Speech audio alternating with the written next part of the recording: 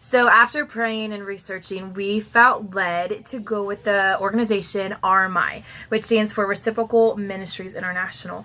To give you a little behind the scenes of why we love RMI so much, is they have a heart for Haitians, helping Haitians, building relationships.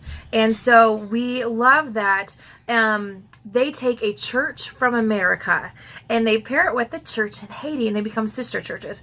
Why this is so important, to give you a little background, is when mission trips happen, most of the time they're these short-term mission trips. You go down, you do a project, you do a little good, you come back, and for the most part the impact stops there. And so those are still needed and those are still good. But what we love about what RMI does is they do it to where the impact doesn't stop there. And so in Haiti, voodoo is very prominent.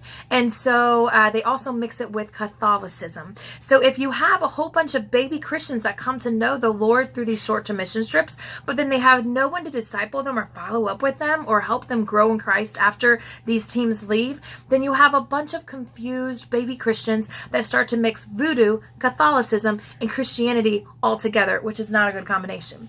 So what RMI does is they have these teams come down and they actually go, and Jim's going to explain this, but they actually go and stay in the village the whole week with them. They don't come back each night to a ministry house. They actually stay in the village at the church or a pastor's house usually most of the time, and they build relationships with the church there, the local community, wherever they're at. It's up to, I think, 8 hours away we go.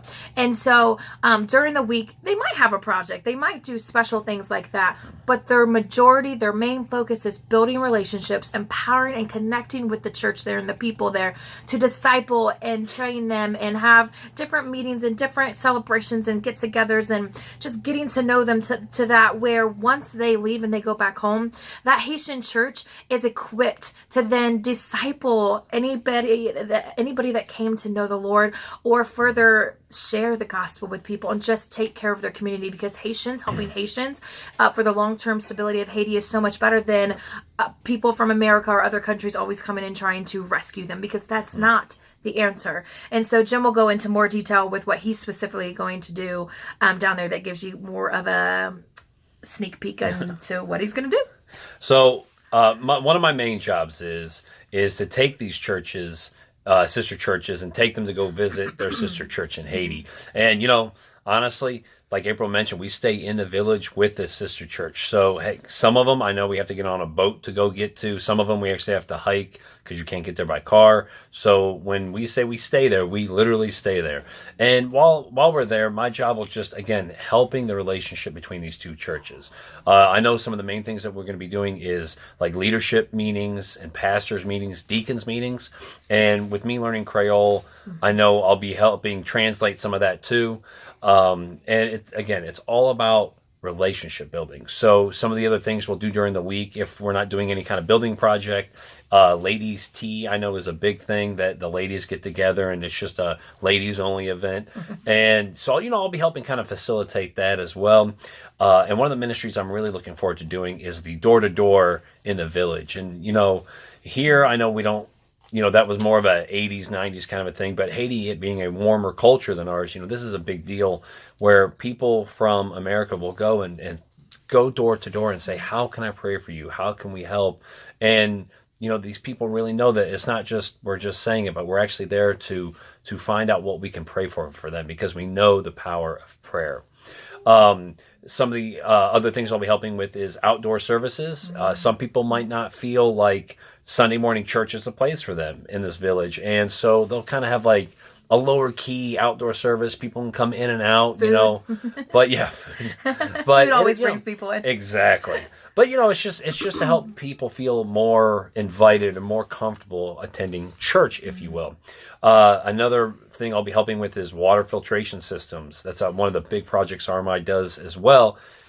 Clean water is really hard to come by in Haiti. And so we go and install these water filters sometimes in the church or the pastor's house so that people have to then come to the church or the pastor's house to get clean water. But it's a good, renewable way to get clean water. It's a good ministry, but it's also a great way to get clean water for them too. One of my, I guess you can call it secondary jobs, and obviously, being a missionary, we're going to go with the flow. Our jobs might change here and there, but another thing I'm really looking forward to doing is RMI has kind of what they call their depot. And if you've never been to Haiti, roads are super rough. And RMI has when we say rough, we mean rough. Yeah, really rough. And RMI has a bunch of vehicles, obviously, to take teams to and from, their sister churches. But I'll be helping. There's about 15 other Haitian nationals that'll be working on these vehicles, and I'll be helping them too to make sure at any one given time they're up and running. Also, with my welding background, RMI has a couple welders, and I know I can help do side projects and stuff like that. But I like getting out there, getting my hands dirty, and also working with these Haitians too, just to get to know them, get to know the language and the culture even more. So.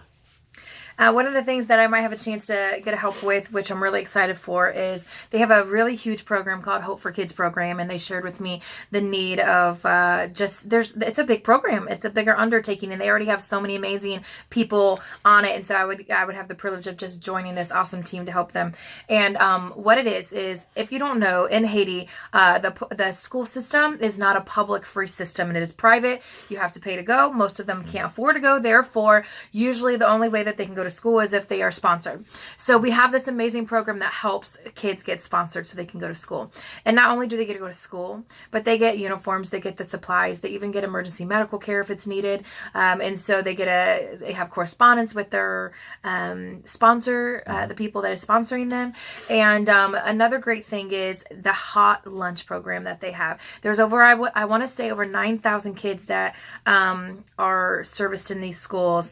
And I can't remember the exact amount of who's sponsored and who gets the hot lunches and all that kind of stuff, but there's this hot lunch program, and what is awesome is I believe 51% of the school is even sponsored. All of the kids at that school get a hot lunch meal every day. And for many of these kids, that's the only meal they're getting. It's a big deal. And so this is helping them be able to focus in school and do the school day, look forward to coming to school. We had the privilege of being able to serve this meal to at one of the schools, and it was amazing. And so there's a lot of different stuff that goes on for this program. And so some days I might be in the ministry office in our little village of Simon and working logistical stuff with the team. And sometimes I might be going out in the field with them and helping and going to the various schools. So we're really excited about that. We have opportunities as a family as well. There's going to be times that I might go out with the team and he stays home with the boys. There might be times when the boys go out with dad and get to experience this hands-on, day-to-day, seeing Jesus in action in Haiti. There's also, at the beginning, we mentioned how the teams stay in the village during the week. Well, what happens is the very first night and the very last night, they stay at our ministry center in Zonglé to kind of help get them prepared for what's to come, and then at the end, refresh and recap the trip.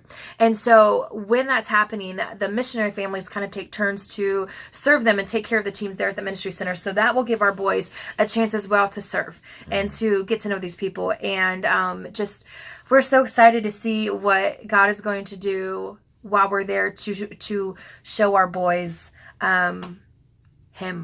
himself, in Haiti, and the ways that we get to serve and love as a family there. So that's what we're going to be doing.